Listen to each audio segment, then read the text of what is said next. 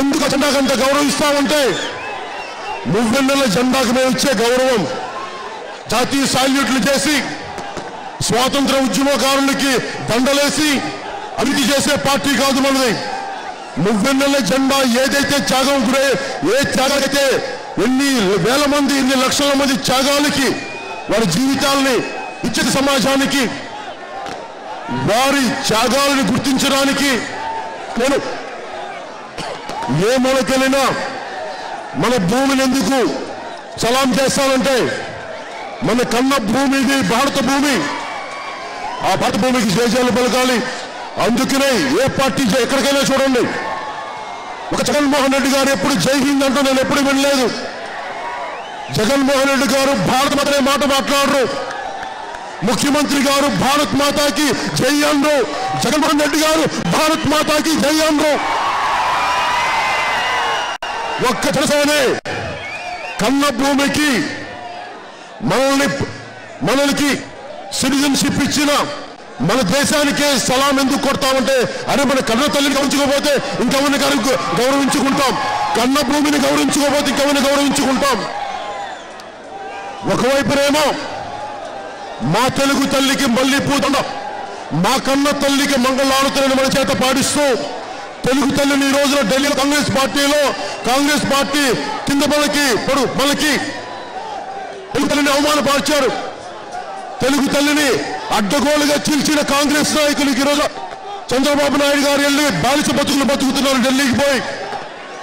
ఏ NT Ramarao గారు తెలుగు జాతి ఆత్మగౌరవం అని చెప్పి ఉత్తర భారతీయ నాయకులకి పోరాటం జరిపిన వ్యక్తి దక్షిణ భారతీయులకి తెలుగు వారికి ఆత్మగౌరవం దెబ్బతింటుందని చెప్పి 1983లో ప్రారంభించిన పార్టీ, తెలుగు వారి ఆత్మగౌరవాన్ని నిలబెట్టాల్సిన పార్టీ ఈ రోజున ఎవరైతే విడగొట్టారో, ఎవరైతే మనల్ని తన్నించారో ఇది వాళ్ళకి సిగ్గు లేకుండా తెలుగుదేశం పార్టీ నాయకులు గులాంగిరి చేస్తున్నారు. తెలుగుదేశం పార్టీ నాయకులు ఒకటే చెప్తున్నాం, మీకు సిగ్గు లజ్జ పౌరుషం అనేది మీరు మర్చిపోయారు. మీరు ఏం పుట్టుకది? అలాంటి ఒక పుట్టుకేనా? మీ ఎంపీలు కడితే మీకు సిగ్గు లేచి తెలుగు ప్రజల ఆత్మగౌరవాన్ని, ఆంధ్రుల ఆత్మగౌరవాన్ని చిత్తగొడతా ఉంటే ఢిల్లీ పార్లమెంట్ లో మీకు సిగ్గు ఉందా? మీకు పౌరుషం రాదా మీకు? అదే ఆంధ్ర కేసరి టంగుటూరి ప్రకాశం పంతులు గారు వచ్చి ఎక్కడో బ్రిటిష్ వాడు ఒక మాట్లాడే ఛాయ్ తీసి కాల్చిపో అన్నాడు. ఏం మీకు అంత సిగ్గు లేదా? మీకు ఆ పౌరుషం లేదా? ఆంధ్ర కేసరి తాలూకు పౌరుషం లేదా?